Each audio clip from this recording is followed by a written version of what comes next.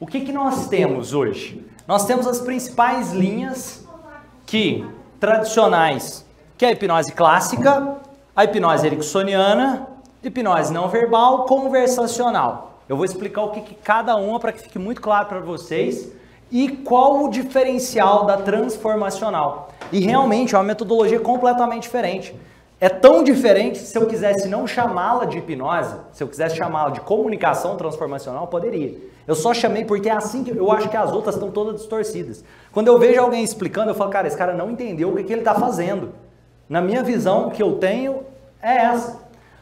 Começa-se, trazendo um pouco dessa história, lá no Egito Antigo, nos templos do sono, quando colocavam um cara deitado lá naquele, tipo uma pedra de areia e ficava dando sugestões, passando a mão, e algumas pessoas saíram curadas desses templos do sono. Isso é hipnose. O efeito placebo é a hipnose transformacional. Hipnose transformacional é usar a comunicação para criar a realidade. Essa é a definição. Usar a comunicação para criar a realidade. E aqui, vamos lá, nós temos a hipnose clássica, vamos colocar aqui. A hipnose clássica, por que ela foi chamada de clássica? Porque ela começa onde dá origem o nome hipnose. Antes disso não tinha o nome hipnose, já acontecia os efeitos da hipnose clássica, mas sem usar o nome hipnose. James Braid trouxe esse nome, ele trouxe o nome hipnose. Hipnos, o deus do sono, inspira esse nome hipnose. Só que o próprio James Braid percebe que ele fez uma cagada. Ele percebe, cara, esse negócio não tem nada a ver com sono. Se não tem nada a ver com sono, por que eu dei o nome de hipnose? Ele tentou mudar a palavra para monoideísmo, só que ele não conseguiu, porque já tinha começado a viralizar. Monoideísmo, a ideia do Braid é quando você está pensando só em uma ideia. E a hipnose transformacional também não é isso. E no conceito da hipnose clássica, se trabalha muito com a ideia que é a seguinte: deixe-me rebaixar o seu nível de senso crítico, então eu faço uma indução com você, eu acesso o seu subconsciente, você relaxa, você vai para um estado relaxado, algumas pessoas até dizem que aí você vai para o estado alfa e aí a reprogramação acontece. Para mim, isso é uma baboseira.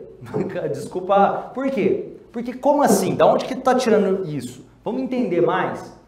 Cara, como estado alterado de consciência, qual que é a definição disso? Porque se uma pessoa está com raiva, para mim é um estado alterado de consciência. Se uma pessoa está triste, é um estado alterado. O que seria o estado de consciência, então? Ou, outra coisa, relaxamento. Por que relaxamento? Se eu ficar falando para a Martim, relaxa, relaxa, relaxa, ela vai relaxar. Agora, se eu falar pula, pula, pula, ela vai pular. Então, por que limitar a ideia de relaxamento, perda da visão periférica? Não. E vocês vão entender mais sobre isso. Por isso, eu não concordava com essa visão da hipnose clássica, por mais legal que parecesse ser.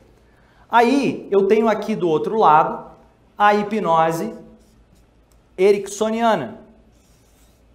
A hipnose ericksoniana, ela faz interseção com a clássica. Ela se originou da clássica. Tem gente que pensa assim, mas eu faço hipnose ericksoniana. Cara, a hipnose clássica deu origem, o Milton Erickson estudou a hipnose clássica para começar a trabalhar essa outra forma. E por que se deu o nome hipnose ericksoniana? Porque o Milton Erickson fazia hipnose, mas o que acontecia? Muita gente percebia, cara, o jeito que esse cara faz hipnose é diferente do jeito que outras pessoas fazem. Até então, para você entender o quão maluco era esse processo de hipnose clássica, o James Braid falava, não, para você colocar uma pessoa em hipnose, você coloca uma vela acima do olhar dela e pede para ela ficar 5 minutos olhando para a vela. Gente, vocês sabem, hipnose transformacional não é isso. Ali, e vocês vão entender isso mais, tem muito mais a ver com hiperestimulação da amígdala cerebral, e vocês vão entender isso. A hipnose ericksoniana trouxe uma nova visão, mais moderna, vamos dizer assim, que, peraí, Erickson, ele era mais limitado fisicamente. Então ele não usava muito da comunicação não verbal. Ele usava principalmente da comunicação verbal. E fazia isso como? através de metáforas, de histórias, analogias, de salpicamento, de sugestões indiretas. Enquanto tradicionalmente, na hipnose clássica, dava-se sugestões como: você está colado na cadeira, olhe para esse ponto fixo, isso e tal, direta. Na hipnose ericksoniana, geralmente dava-se as sugestões pensando sobre: imagine aquele dia onde você podia descansar e seus olhos estavam pesados, como naquele dia que você podia dormir até mais tarde. Ou naquele dia que você simplesmente não queria abrir. Você dá várias opções. Imagine, aqui ó, na hipnose clássica geralmente era usado: pense em um momento feliz. Aqui pense em um momento de uma viagem ou um momento do nascimento do seu filho. Eu dou várias opções onde a pessoa possa escolher aquela opção dentre as que eu entreguei. Ou ainda, se falar, olha, imagine que você, aqui poderia ser, imagine que você está no alto de uma montanha e comece a relaxar. Nesse daqui seria: imagine que você possa estar no alto de uma montanha, ou na beira de um lago, ou na sua fazenda, e assim por diante. Eu dou opções. Quer dizer que a hipnose clássica já não fazia isso? Fazia, só que de forma menos ordenada. Então não é porque a sugestão é indireta que ela é única da hipnose ericksoniana. Quer dizer que a hipnose ericksoniana acredita que essa é a melhor forma de trabalhar. O que eu acredito? Cara, depende do momento. Tem hora que você dá uma sugestão direta é muito melhor do que você ficar dando um monte de opção para a pessoa. Tem hora que o cara precisa daquela sugestão direta. Você quer um exemplo? Esse que o Edu deu aqui, ó. O rapaz chegou lá, eu não sei nem o nome da moça, mas ele chegou lá para a moça e falou, não sei o que, dos seguidores. E a fisiologia mudou. E elas mudou. Foi uma sugestão totalmente direta. Ele não deu uma opção, talvez assim, talvez assim, talvez assado. Foi uma sugestão direta que transformou o estado. Então, falar o que é melhor, hipnose clássica e ericksoniana são metodologias diferentes. Mas a hipnose ericksoniana trabalha muito com ideias verbais. E ela inspirou a programação neurolinguística, inclusive. Quando você vê, cara, essa técnica é da PNL. A técnica da PNL, na verdade, vem da hipnose ericksoniana e vem da Gestalt terapia e da psicologia sistêmica, essencialmente. Então, quando você vê uma técnica que fala, cara, essa é uma técnica da PNL, na verdade, você está vendo uma técnica que provavelmente veio ou da Gestalt terapia, ou da psicologia sistêmica, ou da hipnose ericksoniana. Então, por isso que muitas vezes confunde, mas isso é PNL ou é hipnose? Na verdade, você está fazendo hipnose ericksoniana ali, ou PNL, como você quiser chamar. Porque o que foi o trabalho do Bandler e do Grinder ao construírem esse processo? Eles organizaram o trabalho que o Milton Erickson fez, junto com o da Virginia Satir, junto com o do Fritz Perls. Ao organizar esse trabalho, por quê? O Milton Erickson, ainda bem que eles fizeram isso, não teria um monte de coisa documentada que tem, até dessas técnicas e tudo mais, se o Bandler e o Grinder não tivessem feito isso. O Milton Erickson, ele era mais egocentrista, mais arrogante. Então ele meio que se colocava numa posição quase como se ele fosse um mago mesmo. O Bandler e o Grinder olhavam e falavam, entendi o que ele está fazendo. E criava processo para aquilo poder ser mais duplicável. O próprio Erickson ficava puto com isso. Mas ainda bem que alguém fez isso. Então, ele percebia que tinha padrões que seguiam dentro dos atendimentos e eles buscaram esses padrões. Uma das grandes contribuições da programação neurolinguística é justamente o processo de modelagem, de entender o que o outro está fazendo e poder duplicar isso. E aqui eu tenho outro tipo, que é a hipnose conversacional. O que é a hipnose conversacional? Ela se linka também com a hipnose ericksoniana, porque é mais, nem tanto assim, porque é mais por usar a fala, mas são geralmente gatilhos mentais, muito usado em vendas, persuasão, são estratégias principalmente de comunicação verbal para fazer pessoas tomarem ações, processo de copywriter e assim por diante. E aqui do outro lado, eu tenho a hipnose não verbal. A hipnose não verbal não se liga muito com a ericksoniana e com a conversacional, tá vendo? Ela se liga com a clássica. A hipnose não verbal, ela trabalha com o corpo, com memórias do corpo. Você não precisa falar nada se quiser. Por exemplo, acupuntura. Por exemplo, se você olhar tem técnicas chamadas de mesmerismo e assim por diante, calibragem energética e por aí vai. Para mim é tudo comunicação não verbal, mas cada um pode dar o nome que quiser. Se você quiser chamar, cara, isso aqui é a energia que eu estou calibrando dali, é a sua crença. Eu gosto de trabalhar comunicação. Então eu falo, cara, você está ajudando a mudar a comunicação. Você quer um exemplo? Ah, a acupuntura, será que funciona? A gente pergunta, cara, você está mudando a comunicação da pessoa. Eu garanto para você, se você colocasse aquele ponto da agulha em qualquer lugar que fosse e falar para ele que vai ter melhora, a própria expectativa da pessoa em relação à melhora contribui no processo. A comunicação dela muda. Inclusive, se em algum momento do treinamento alguém tiver uma dor de cabeça, eu vou mostrar um exercício prático para vocês verem. Exemplos de poder fazer isso. Em algum momento, se alguém tiver, sei lá, vocês avisem.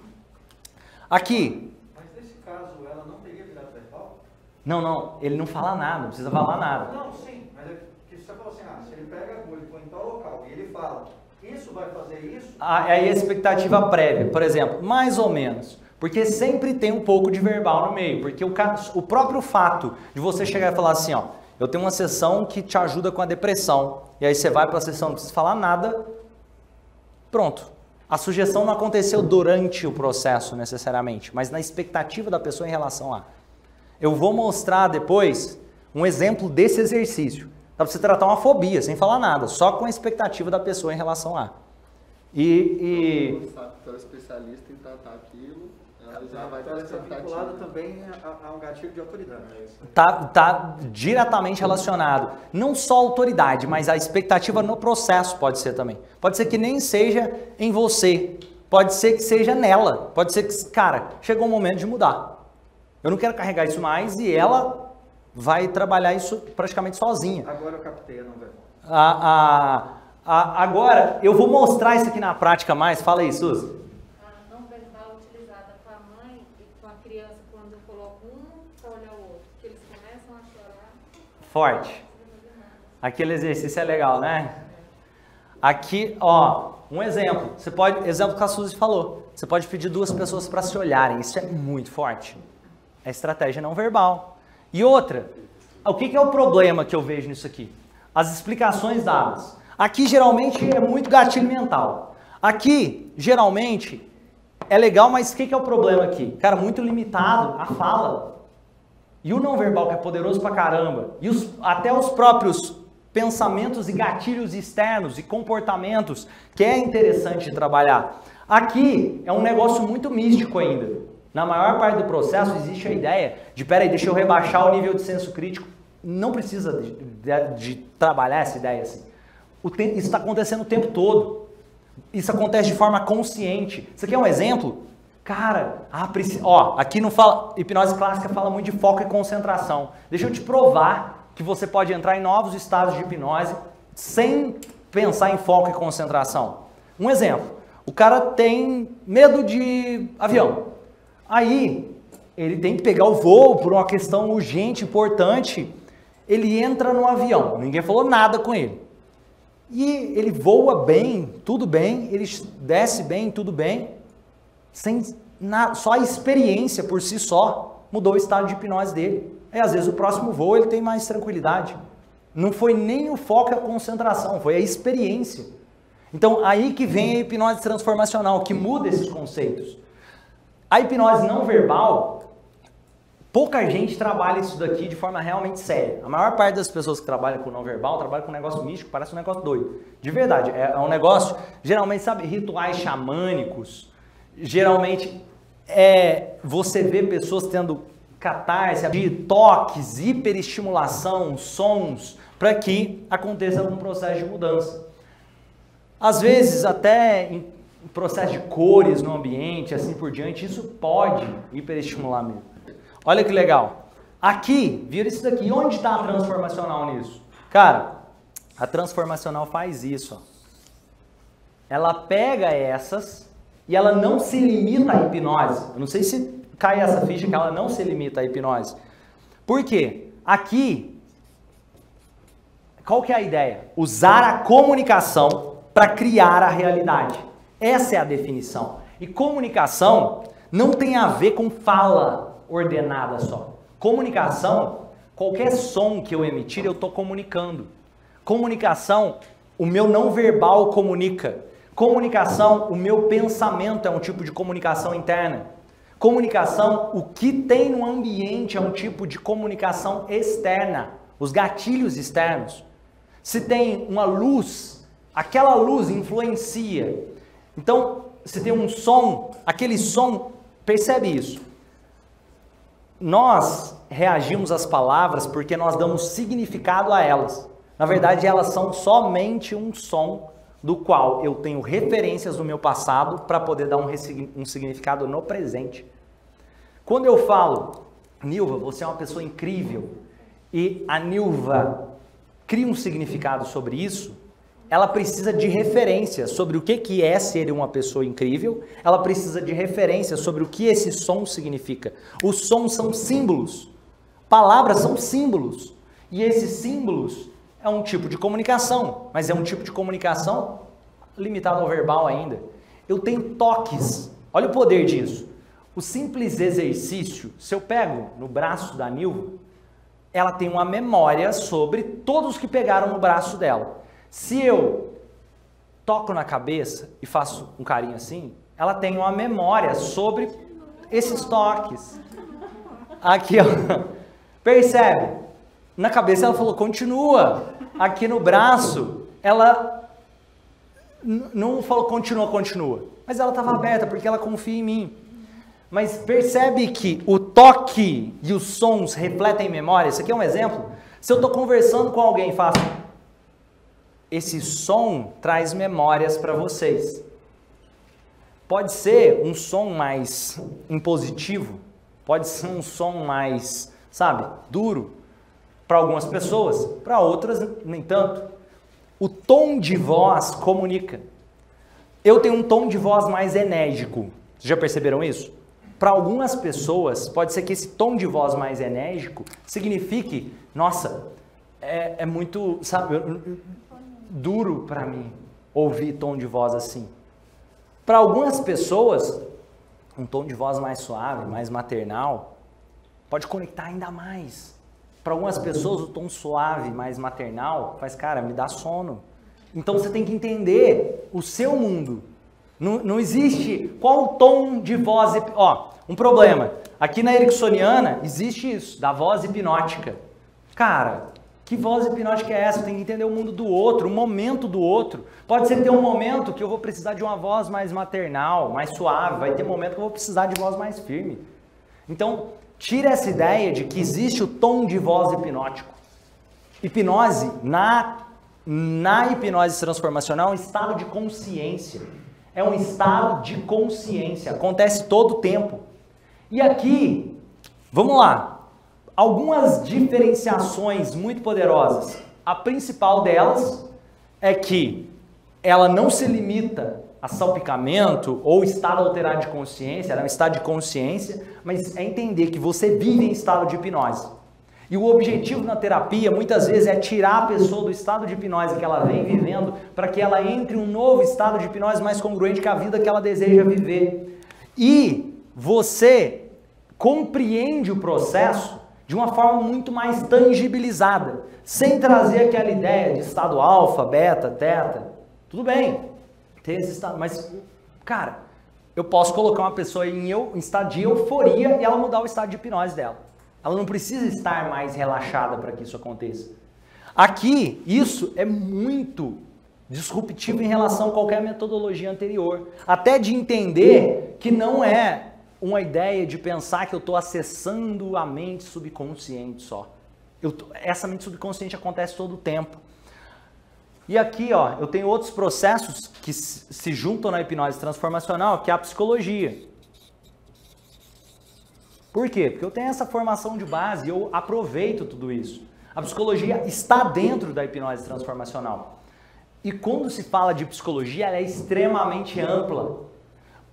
Aqui tem abordagens de influência, como por exemplo a psicanálise. Você sabia que a psicanálise é quase que um tipo de filosofia, se for olhar a abordagem, mas tem referências que, por exemplo, o processo de regressão é muito baseado na teoria analítica ali. Mas aqui, ó, eu tenho TCC, terapia cognitivo-comportamental, muito pensamento, gera sentimento, que gera comportamento, que influencia na construção do ciclo da hipnose transformacional. Eu tenho, inclusive, análise do comportamento, terapia comportamental. Eu tenho aqui logoterapia. Logoterapia é aquela do Viktor Frankl, em busca de sentido, propósito. Eu tenho psicologia positiva. Então tem várias abordagens que se somam. Eu tenho Gestalt terapia. Eu tenho psicologia sistêmica. Então tem várias abordagens que se somam. E por que que então você vai ver, cara, mas esse exercício também tem, um exemplo aqui, ó, na hipnose ericksoniana, cara, porque, ou na programação neurolinguística, a PNL tem um exercício da hipnose ericksoniana, ou da Gestalt terapia, ou da psicologia sistêmica. Mas às vezes ela não aborda tão profundo outros tipos de terapia, como a logoterapia, terapia cognitivo-comportamental, como outros tipos de abordagem de hipnose, que eu fui juntando tudo isso. Inclusive, a hipnose transformacional também se origina na filosofia. Por quê? Porque tem campos aqui, isso é importante considerar. Pouca gente fala sobre isso de fato. Quando você vê uma terapia holística, existe boa parte dela que são teorias filosóficas. E a pessoa trata aquilo como se fosse fatos. Eu gosto de trazer essa diferença para que você desenvolva esse senso crítico. Um exemplo. Se eu falo algum tipo de abordagem ou teoria da hipnose transformacional, eu vou apresentá-la. Mas eu quero convidar vocês a questionar sobre. Eu quero convidar vocês a entender que da mesma forma que eu posso criar, você pode criar. A entender que quando você vê alguém falando, isso acontece muito em terapias holísticas. Ah, mas existe isso daqui, e aí tem um exemplo, estado alfa, beta, teta e não sei o quê. De onde que esse cara tirou isso? Ou o que que comprova? Na maior parte das vezes, ele tirou da cabeça dele. Isso aqui é um exemplo. Quem já viu aqueles negócios, eu estou vibrando em tal frequência.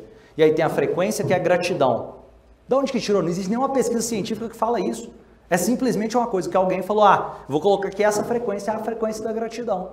Não tem como mensurar isso. Inclusive, para trazer até reflexões. O termo energia, sabe quando se fala energia do corpo, que é muito tratado em terapias holísticas? Essa energia é uma energia muito mais filosófica do que material. Por quê? Na física, para ser considerada energia, você tem que saber mensurar. Inclusive, se você conversar com pessoas que estudam a mecânica quântica, você vai ver que a forma que eles entendem física quântica é totalmente diferente do tipo que a terapia entende. Ela vai olhar para aquelas... Não faz o menor sentido pensar para um físico que estuda mecânica quântica que a questão dos seus átomos estão influenciando suas emoções. Isso daí é muito mais uma filosofia, uma teoria. Não estou dizendo que não tenha valor, mas eu estou querendo dizer que é uma teoria que você pode acreditar. É quase como se fosse assim, imagina isso. Tem algum tipo de questão na religião que você segue, que você pode gostar, e outras que você pode não gostar. A mesma lógica. Aquilo não é uma lei física. Eu estou trazendo para colocar essas reflexões para que seja possível questionar e pensar sobre. Tem pontos que são muito mais próximos da filosofia do que necessariamente de uma ciência. E hoje é muito comum fazer essa mistura de colocar tudo isso é ciência. E outra, ciência também não quer dizer que está certo, não. Ciência, cara, já teve muita coisa na ciência que foi por água abaixo, mas quer dizer que pelo menos foi testado. O que quer dizer que tem algo, um estudo científico por trás? Existe uma testagem. Se eu chego e pego 100 pessoas e faço o teste, eu tenho um resultado do que acontece com aquelas 100 pessoas. Só que outra coisa, para desenvolver senso crítico, é importante você se lembrar disso. Se eu pegar, um exemplo aqui, vamos ver se hipnose transformacional pode ajudar pessoas a melhorar o relacionamento. Aí eu pego um grupo de 12 pessoas e pego vocês. Cara, essa pesquisa estaria toda enviesada. Seria uma pesquisa não muito boa, porque vocês acreditam no processo. Então eu não posso fazer uma pesquisa É como se eu chegasse e falasse assim, eu quero saber se as pessoas gostam de pizza. Só que aí onde eu vou fazer a pesquisa? Eu vou na pizzaria e eu entrevisto os clientes que vão lá com mais frequência. A pesquisa vai dar enviesada. Então tem pesquisas, isso é interessante trazer essa consciência também, tem pesquisas super enviesadas, que você encontra no meio da terapia holística, por exemplo, o cara fez tal terapia, só que aí vai ver todo mundo que está dentro da pesquisa são pessoas adeptos àquilo. Agora, o que é legal? Eu gosto de trazer pesquisas fora desse contexto, mas que tem essa mesma visão refletida da hipnose transformacional. Por exemplo, pesquisas sobre placebo. O placebo é um tipo de hipnose transformacional, que não foi feito com quem estudava hipnose transformacional. Outro tipo de pesquisa que tem totalmente a ver aqui. Cara, o Shal Achor, ele trouxe uma pesquisa que para mim é bem relevante, que ele pegou e colocou pessoas para verem notícias ruins durante o início do dia. E ao final do dia, elas tiveram 27% mais chances de dizer que tiveram um dia infeliz do que aquelas que não viram a notícia ruim. Outra coisa, já tem essas pesquisas de se você entra em um ambiente e vê uma pessoa ansiosa e você conhece aquela pessoa, o seu nível de ansiedade aumenta instantaneamente. Eu não precisei usar nem a palavra hipnose transformacional, eu acho que fica mais validado do que se usasse, porque aí eu não estou colocando um viés. Inclusive, o próprio nome poderia mudar os resultados. Esse exemplo que eu dei do cortisol, ela foi uma pesquisa feita por Kisherbaum, Miller, Singer e Egget. Esses 4 pesquisadores, eles basicamente mediram o nível de cortisol das pessoas. Se chegava o Edu e ele via a filha dele passando por um momento desafiador de ansiedade, na hora, médio nível de cortisol aumentou. Em 26% o nível de cortisol. Olha que louco pensar nisso. O nível de cortisol de uma pessoa aumenta em 26% porque ela vê alguém que ela gosta, ansiosa, próximo a ela. Isso é hipnose transformacional, estado de consciência, acontece todo o tempo. E aqui eu tenho outras abordagens que também influenciaram na construção desse processo. Por exemplo, a neurociência. A neurociência fundamenta, porque eu mostro coisas que acontecem dentro do cérebro. E a compreensão tira essa parte mística toda. Eu não sei se vocês viram como eu enxergo as induções de choque. É outra forma. Aqui é como se eu estivesse falando com o subconsciente da pessoa. Na hipnose transformacional é como se eu estivesse hiperestimulando a amígdala cerebral da pessoa. É outra forma de enxergar o processo. E aqui tem processo de coaching. E tem várias outras abordagens que vão se somando para formar o que eu chamo de hipnose transformacional, que é usar a comunicação para criar a realidade. Quando isso acontece? A todo momento. Agora, você tem uma história. Romani, eu não sou hipnotizável. Peraí, como assim? Eu não sou hipnotizável? Quer ver? Se você não é hipnotizável, se eu te der 50 reais, você acredita que os 50 reais vale 50 reais? Você foi hipnotizado, cara. Você não tomou consciência disso. Quem te disse? Você acha que você nasceu sabendo que aquele dinheiro valia 50 reais? Se percebe isso, se um juiz dá uma sentença, por que você vai preso? Porque existe um estado de hipnose coletivo que faz as pessoas acreditarem naquela sentença. Um papel burocrático, quando chega um tipo de papel na sua casa lá, um processo burocrático, aquilo só tem valor porque um grupo de pessoas acredita no valor daquele papel. Nós vivemos em estado de hipnose a todo tempo. Pode falar, Edu. De onde você tirou inspiração e aspiração para tudo isso? Normalmente a gente vê um anjo descendo, apareceu com a Maria, apareceu com a José. Da onde surgiu? Porque assim, não, é sério. Você tem ali, como você falou, tem a hipnose criacional, ou a tradicional, que foi uma construção, né? Eu andei estudando um pouco de todas elas, porque como eu falei, eu apaixonei demais por esse universo, eu não tenho outro termo, entendeu? E aí eu fui lá e peguei, inclusive, baseado em algo que você já tinha trazido, que foi, não é exclusivo de psicólogos. apesar que eles querem trazer para si. E aí eu falei assim, cara, como é que eu posso trazer em cima de razão? Nada de briguinha. Simples. Braid, 1842, trouxe o nome hipnose. 1872, 30 anos depois, a psicologia saiu de dentro da filosofia. Então, na verdade, a hipnose, como nome conhecido, ela é 30 anos mais velha. Então, peraí, dá licença, respeita os mais velhos, menino? Então, foi mais ou menos isso. E da onde veio essa sua inspiração? Você já fica mostrando toda a ruivinha, fala assim, gente, essa mulher me inspirou. Mas da onde veio de verdade assim essa Eu vou te falar alguns pontos. Lembra que eu falei que sonhos não nascem prontos? É a mesma lógica se perguntasse para o Mark Zuckerberg como... Então depois o processo começa a evoluir de tal forma que eu comecei, tem um cara que começou a me chamar a atenção, é o Darren Brown, não sei se vocês já ouviram, eu falo dele, ele nem é tão conhecido assim no Brasil, mas fora do Brasil ele é bem conhecido, mas eu acabei falando bastante dele por aqui. O Darren foi um cara que me inspirou e ele me inspirou como ilusionista. Olha que interessante, o Darren não é terapeuta, o Darren trabalha como um showman. Só que a forma como ele entende o processo me ajudou a formular o processo da forma que eu entendo. Por quê?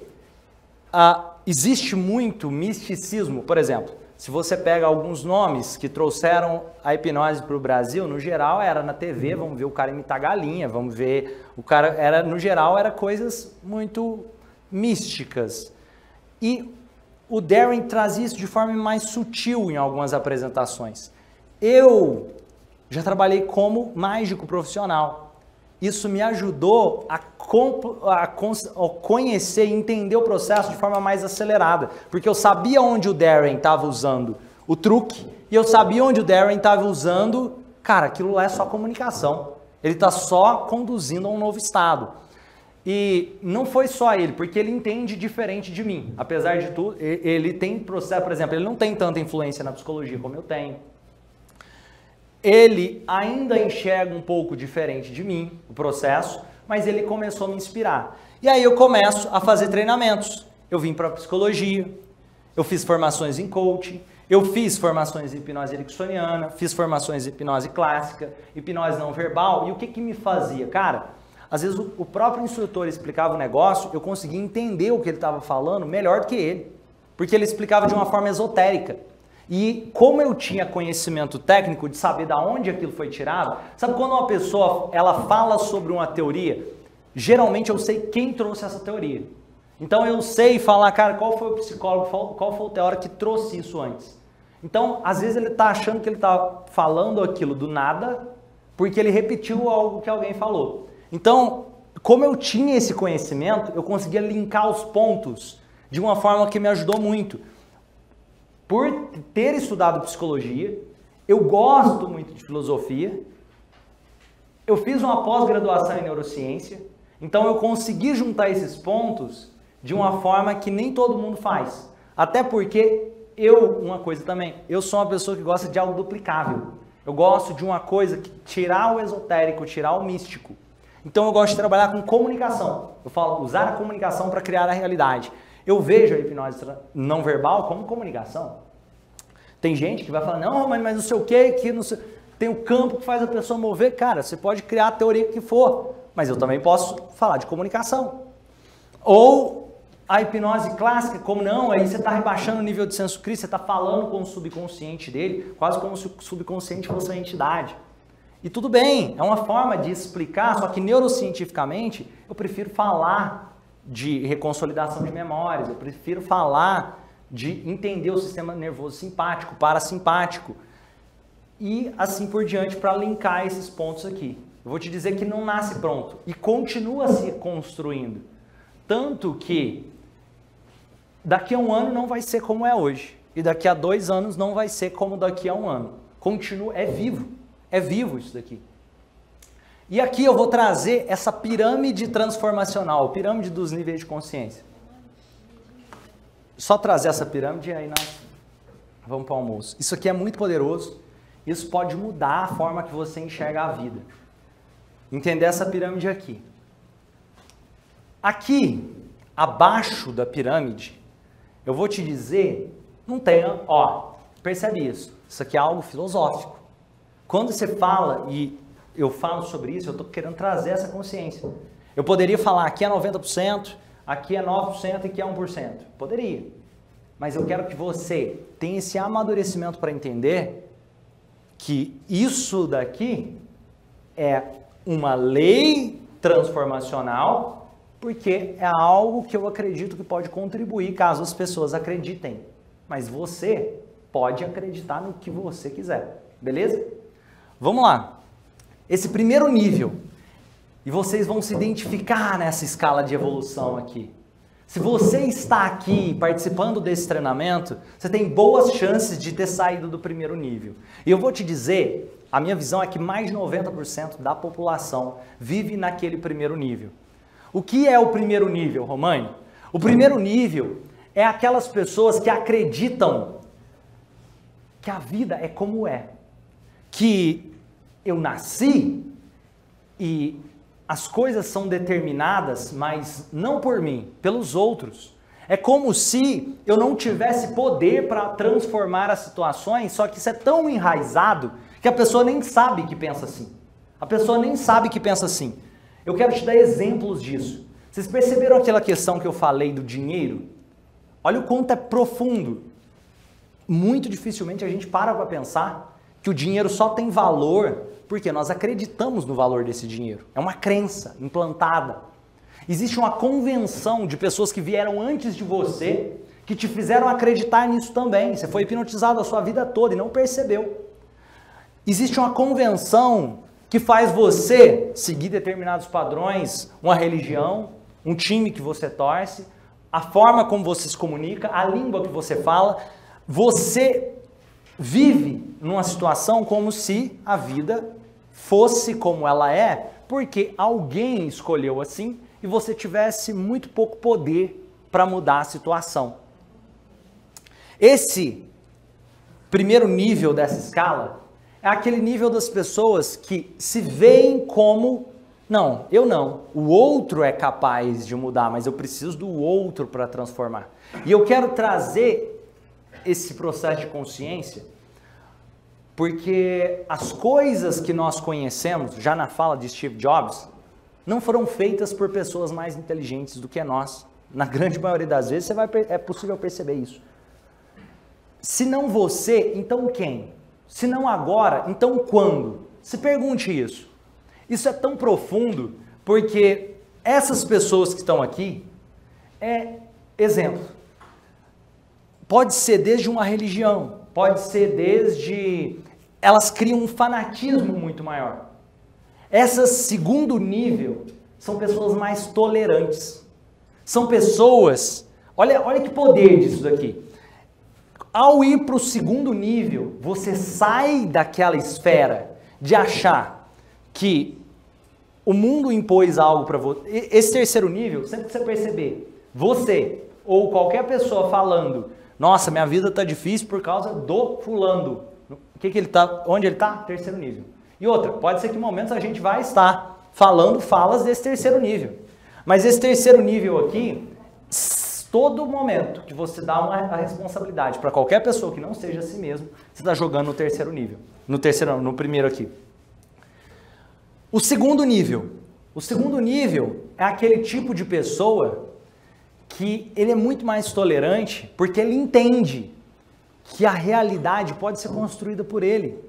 Ele entende que ele é causa do que acontece no mundo. Ele não é simplesmente algo aleatório imposto. Essa pessoa aqui, ao se perceber como causa, o que geralmente acontece com ela? Ao perceber que ela tem capacidade de poder alterar as coisas, ela para de se contentar com o que é imposto. O que geralmente acontece nesse momento? É a hora que a pessoa vai buscar treinamentos. Ela entende, cara, eu posso aprender, eu não preciso ser aquilo que foi imposto para que eu seja. Eu não preciso, se tem algum tipo de imposição da religião que me ensinaram e eu não acredito nessa determinada coisa, eu não preciso necessariamente continuar acreditando se aquilo não faz bem para mim ou se vai contra um outro princípio. Eu posso questionar, eu posso construir a realidade. Eu não estou falando só de religião, não, é qualquer coisa. Eu entendo que o mundo é criado por pessoas assim como eu. Se você parar para analisar, olha na filosofia. Os filósofos discordam em pontos diferentes. Se você for olhando na linha, isso vários anos acontecendo, você percebe que tem pontos que o Aristóteles fala uma coisa, que Platão fala outro, e que assim por diante. Você vai percebendo Descartes, Nietzsche, você vai percebendo que às vezes um contrapõe o outro. E tudo bem. E aí, essa pessoa que está aqui, ó, ela se acha um idiota de pensar que pode contrapor alguém que pensa diferente dela. Essa pessoa que está aqui, ela entende que aquela outra pessoa que tem uma ideia diferente não é mais inteligente do que ela necessariamente, porque ela é capaz de construir a realidade e se não agora, se ela ainda não tem essa competência agora, ela pode desenvolver essa competência. Por isso, tem de apaixonar-se por investir em si mesmo. Quem é que vivenciou essa jornada de buscar fazer treinamentos, fazer cursos, que você percebe que você começa a expandir o seu nível de consciência? Esse segundo nível aqui é quando você sai dessa zona de zumbis. Você começa a entender, cara, eu posso construir. Se tem algum resultado, um exemplo claro, uma pessoa chega e fala assim, mas lá em casa, meus pais assim, assim, assado. Primeiro nível da pirâmide. A partir do momento que você entende, eu posso transformar essa situação, você vem para esse outro nível. Só de ter essa consciência, você vem para esse daqui é como se tivesse uma prisão. Não existisse outra possibilidade de viver além dessa. E agora tem um terceiro nível.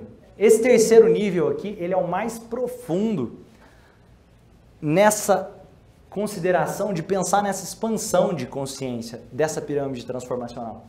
Esse terceiro nível é quando você não pensa nem só mais na sua transformação e que você é causa, mas você pensa em ajudar outras pessoas que talvez não tenham tido... Você começa a mudar o mundo. Essas pessoas aqui, elas são aquelas pessoas que, cara, elas não estão nem pensando nelas mais, assim. Elas estão pensando em algo muito maior, um legado a ser construído. De tal forma que, vou dar exemplos aqui. O Elon Musk é um cara que, para mim, conseguiu evoluir bem em alguns pontos aqui nesse nível. Por quê? Cara, olha isso. Ele tem uma causa tão forte que ele deseja trazer tecnologia, que os carros sejam elétricos e tudo mais. Ele tem a Tesla. A Tesla não é a única empresa de carros elétricos, mas o que ele fez? Ele pegou as patentes dos carros que ele constrói, com aquelas baterias, ele disponibilizou gratuito na internet para quem quiser baixar e ver tudo de como é feito o carro. Ele quer que os concorrentes peguem aquilo, peguem tudo que eles puderem sugar e construam algo que ele não construiu ainda, porque vai acelerar o processo. Se ele estivesse pensando, só que ele pode mudar as coisas, ele poderia estar aqui. Mas ele pensou não em mudar as coisas para si, ele pensou em mudar, de alguma forma, toda a sociedade. No momento que, vou colocar aqui, você pega pessoas investindo em projetos para pesquisas em relação à vacina e assim por diante, muitas vezes eles não estão pensando mais em si, eles estão pensando um pensamento de terceiro nível, eles se veem como causa de forma muito profunda. Esse cara daqui, em alguns momentos, ele ainda tende a duvidar mais que ele é causa. Esse daqui, ele tem uma certeza tão grande que ele é causa, que não tem como ele não buscar mudar o mundo. O exemplo, o Mahatma Gandhi. Cara, olha o que o Gandhi fez. O Gandhi, não sei se vocês sabem disso, ele não morava lá na Índia. Que a gente vê ele com aquela roupinha lá, parece que ele sempre esteve lá. Não, ele era um advogado lá na Inglaterra. Aí um dia ele foi para a Índia como advogado E aí ele percebeu a discriminação que existia lá. Sabe o que ele falou? Ele falou, cara, eu não saio daqui enquanto eu não libertar esse país.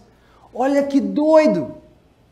Quantas outras pessoas podiam ter simplesmente continuado vivendo a vida? Lá naquele lugar, ele poderia ser visto como um estrangeiro. Ele tirou as roupas de advogado e a primeira coisa, ele se via tão como causa, que ele falou, cara, primeiro passo, vamos parar de consumir material estrangeiro, porque se ninguém consome, começa a dar prejuízo naquele lugar. Então, vamos começar a fazer as nossas próprias roupas. Aí vem aqueles panos lá que vê. Isso, ele começou a disseminar muito forte essa cultura. Ele se via como causa, ele não se via como terceiro nível. As coisas estão assim, não há nada que eu possa fazer. Ele não tinha necessidade, Romani, mas o Elon Musk tem muito dinheiro. O Gandhi, ele não tinha muito dinheiro. E o Elon Musk não nasceu com aquele muito dinheiro. Se você pensar, a história do Elon Musk me chama a atenção por essas maluquices dele. Cara, ele construiu uma empresa, sabe o PayPal? Ele que fez aquela empresa. Aí ele vendeu ela por alguns bilhões. Aí ele estava com os bilhões dele lá. O que ele podia fazer? Mais nada, se ele quisesse nunca mais trabalhar, ele nunca mais trabalharia. Ele é tão maluco que ele foi construir uma empresa de lançar foguete lá de negócio. Cara, ele começou a lançar e dava tudo errado, o foguete ia quebrando, ele continuava socando dinheiro. Chegou um momento que ele tinha essa opção, ou ele lançava o próximo foguete, e se desse certo, beleza, ou ele não lançava para sobreviver mais ou menos ali. E ele falou, cara, vou lançar. Ele gastou todo o dinheiro, os bilhões que ele teve lá do PayPal, numa ideia.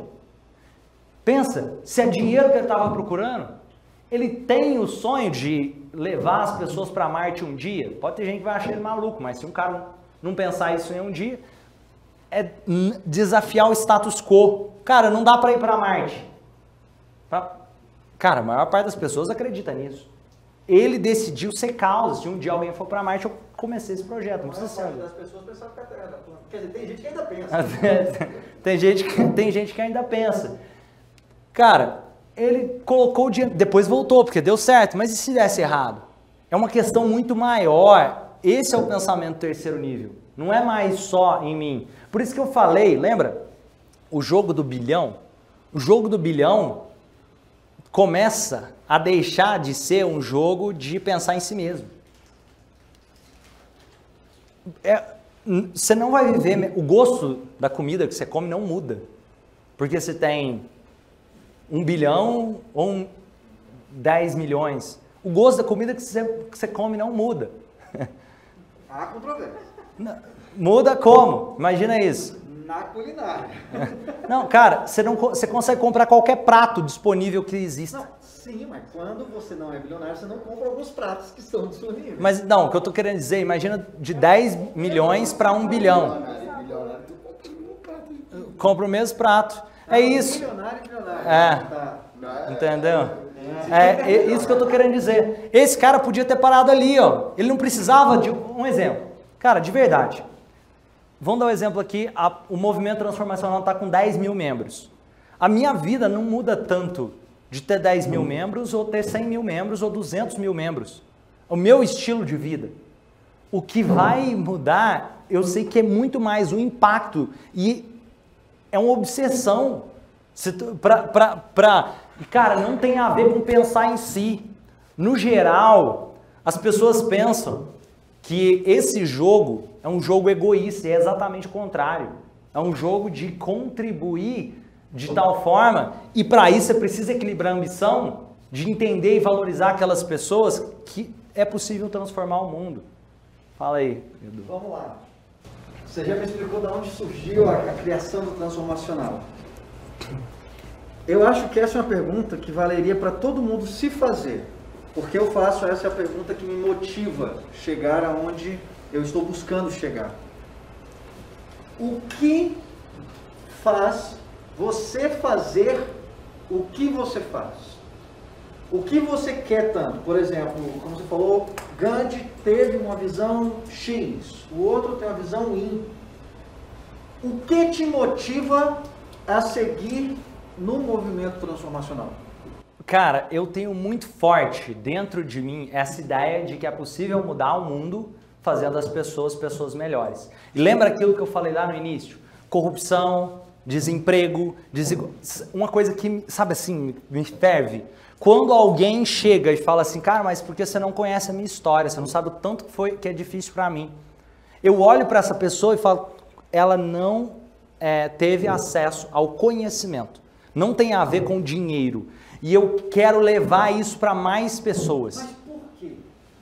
É uma causa, porque isso mudou a minha vida. Porque eu vi os meus pais saindo do zero, cara, eu poderia, entendeu? Tá mexendo com outro negócio totalmente. E sabendo o que é possível para mim, sabendo o que é possível para os meus pais, sabendo que é possível para, sabe, quem vai para o segundo nível, terceiro nível, por que não você?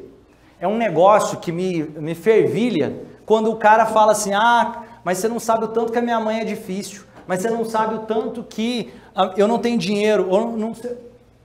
É um negócio, isso aqui, você vira meio que um fanatismo, mas um fanatismo bom, cada um tem o seu, igual o Elon Musk tem o de ir para Marte, e pode ser, todo mundo olha como louco. Eu quero ver um dia mais e mais pessoas entendendo que elas são causa daquilo que acontece na vida delas.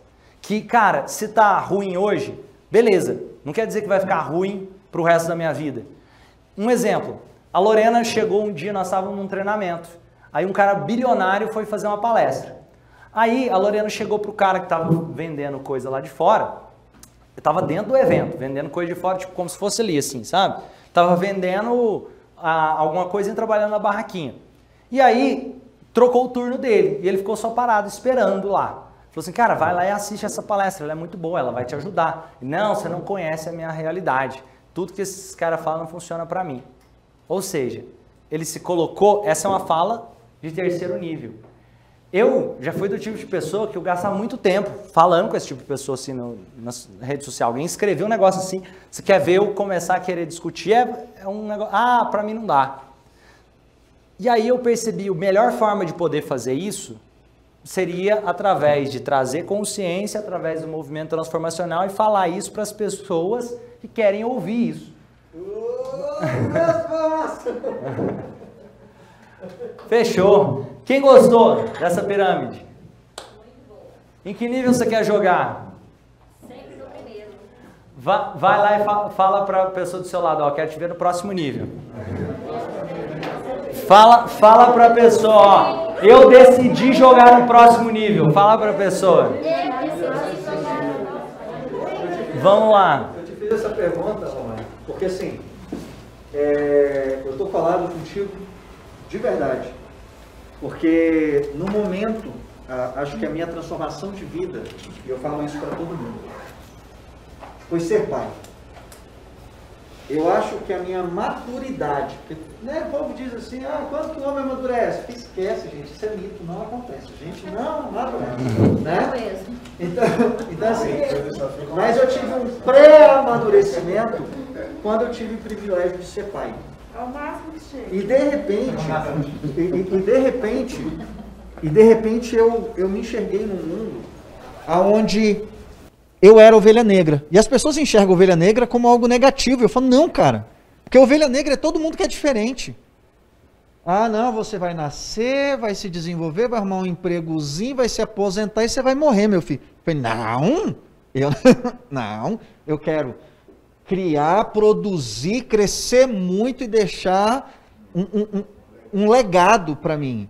Né? Eu gosto tanto, né? O mal de ser influente, né? Eu gosto tanto de ser visto que eu quero ser lembrado após a minha morte. E quando minha filha chegou, eu virei e falei assim, cara, eu não quero esse mundo para ela. Nem sempre eu vou estar aqui para proteger, eu não sei qual é o meu prazo de validade, né? Mas assim, eu quero um mundo melhor para ela. E a única forma que eu posso fazer isso é realmente tornando as pessoas que estão ao nosso redor melhor, porque eu vou embora. Até quando eu posso protegê-la? Até quando eu posso carregá-la no colo? Eu não sei até quando eu posso carregá-la no colo. Mas se o mundo e as pessoas se tornarem mais justas, mais íntegras, mais corretas, eu sei que esse é um lugar perfeito para minha filha viver. E aí hoje esse é o meu propósito de mudança e de transformação. Transformacional. Só para falar para vocês, onde usar a hipnose transformacional então? Gente, a hipnose transformacional está no estilo de vida. Ela está em todo momento. Ela está aqui nessa sala agora, no seu estado de consciência. Ela está naquilo que você acredita ou não acredita sobre você. Se você acredita ser honesto, você se comporta de maneira honesta. No momento que você acredita em algo, isso transforma em comportamento. Isso transforma em resultado. Isso é o seu estado de hipnose. Para aquelas pessoas que pensam, será que eu já fui hipnotizado? A roupa que você está vestido nesse momento é fruto do estado de hipnose que você viveu, das pessoas que vieram antes de você e hipnotizaram você. Lembra daquele primeiro nível? Aquele primeiro nível são as pessoas que estão no estado profundo e não entendem sobre o processo de auto-hipnose. O segundo nível é quando você percebe esse processo de auto-hipnose no conceito transformacional, porque é um conceito completamente diferente dos tradicionais. Não tem a ver com ouvir áudios de auto-hipnose só. Você entende que, cara, eu posso me desenvolver, eu posso participar de treinamentos, eu posso investir em mim, posso ser mais, posso ser melhor, posso levar coisas melhores. E aí o terceiro nível é quando você abraça essa ideia de querer cada vez mais, levar coisas melhores, passa a não ter a ver mais só essa questão de você, mas sobre o que você deseja deixar para o mundo. E aqui, tratamentos possíveis. Primeiro, eu quero deixar bem claro, a hipnose transformacional não serve só para tratamentos. Ela serve para seres humanos que desejam ser seres humanos melhores. Ela é um estado de consciência. Ela não é um estado alterado de consciência. Ela está aqui nessa sala. Ela está no momento que você abre a janela e olha. Ela está quando você encontra com alguém que você conhece. Ela está na conversa que você tem, seja com seus filhos, com seus pais. E para tratamentos? Você pode ajudar pessoas, se você vai trabalhar como terapeuta, a ressignificar medos, fobias. Por quê? Imagina tudo isso. Não começa dentro da percepção que nós temos sobre nós mesmos? Para uma pessoa ter um medo, uma fobia, ela tem que olhar para algo e se convencer de que aquilo é perigoso. Senão, não seria. Se você coloca fogo na frente de uma criança, ela põe a mão no fogo, ela toma choque, ela ainda não tem conhecimento sobre aquilo. Se você tem medo sobre algo, houve alguma história que você pode trabalhar para ressignificar. Controle de vício. Vício, na maior parte das vezes, você vê que é um sentimento deslocado em um comportamento. Anestesia, analgesia, depressão, ansiedade, controle de peso, melhoria no sistema imunológico, gagueira, insônia, procrastinação. Pode fazer entretenimento, para quem quiser fazer shows, melhorar a autoestima, melhorar a alta performance esportiva, roer unhas, timidez, melhorar a cicatrização, controle de dor, lidar com a perda de entes queridos, aceleração no alcance de metas, ressignificar crenças. Transformação pessoal, ajudar pessoas próximas no estilo de vida, atuar profissionalmente se você quiser, melhorar relacionamentos com os filhos, melhorar relacionamento conjugal, crescimento financeiro, crescimento profissional, mais oportunidades e qualidade de vida. Percebe isso? Crescimento financeiro profissional. Gente, não é só para trabalhar como terapeuta, não. É qualquer coisa que você for fazer na sua vida. Você aprende a jogar um jogo interno de próximo nível. Não é simplesmente hipnose, é um estilo de vida. Essa mensagem eu quero deixar para vocês de jogar um próximo nível e trazer essa consciência. Lembra que eu falei que se torna mais tolerante quando você vai para o segundo nível? Porque você compreende que aquela pessoa viveu um estado de hipnose diferente ao seu. Você se torna mais tolerante ao compreender que ela teve uma vida diferente, uma história diferente, seja em relação a crenças sobre algo, sobre ela mesma. Aquilo não veio do nada. E, por que não? Ajudar aquela pessoa a ser a melhor versão dela, não a sua. Uma coisa que é trabalhada também nesse processo transformacional não é impor o seu modelo de mundo no outro. É entender qual é o modelo de mundo dele e ajudar ele a usar aquilo a favor dele. O transformacional.